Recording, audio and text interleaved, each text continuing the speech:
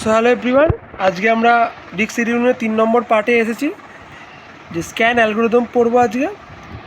So scan অ্যালগোরিদমে অনেক সময় নাম দিয়ে দেয়, এর আরেক নাম কি, একে আরেকটা নাম হচ্ছে এলিভেটর অ্যালগোরিদম। সো আমাদের ডেটা দিয়ে দিয়েছে 82, 170, 43, 140, 24, 16, 190। টোটাল ট্র্যাক কত দিয়েছে? 200খানা ট্র্যাক আছে। স্টার্ট করতে হবে 50 থেকে। এখানে আরেকটা যেই অ্যাট্রিবিউট লাগে, সেই অ্যাট্রিবিউটটার নাম হচ্ছে ডাইরেকশন কি। এই রিড রাইট হেডের ডাইরেকশন কোন দিকে যাবে? আমাদের বলেছে টুয়ার্ডস লার্জেস্টের দিকে যেতে হবে। তো আমরা একটা লম্বা দাগ টানবো, শুরু করতে হলো 50 থেকে। এবার কোন দিকে যেতে বলেছে, ডাইরেকশন কোন দিকে হবে? লার্জেস্টের দিকে হবে। তাহলে ক্রমশ লার্জেস্টের দিকে যাব, 82। তারপরে কে আছে লার্জেস্ট? 140। তারপরে কে আছে? 170। তারপরে কে আছে?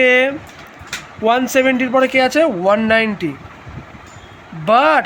বাট এখানে একটা ক্যাচ আছে, যে কি লার্জেস্ট যেতে বলেছে। তা লার্জেস্ট কে আছে এখানে? 199। তাহলে এতখানি যাব আমরা। গিয়ে আমরা যাব স্মলেস্টের কাছে। এবার কে আছে? স্মলেস্টের দিকে? 43। এবার কে আছে? 24। এরপর কে আছে? 16।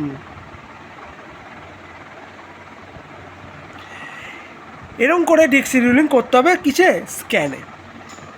এবার আমরা জিজ্ঞাসা করতে পারে টোটাল মুভমেন্ট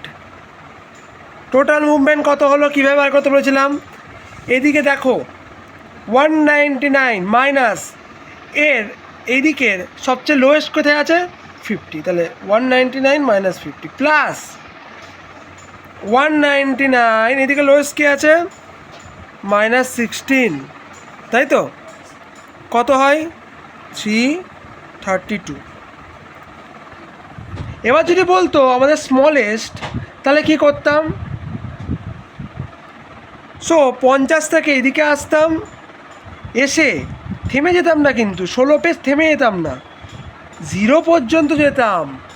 গিয়ে তারপর এদিকে লার্জেস্ট কে আছে? 190 পর্যন্ত যেতাম।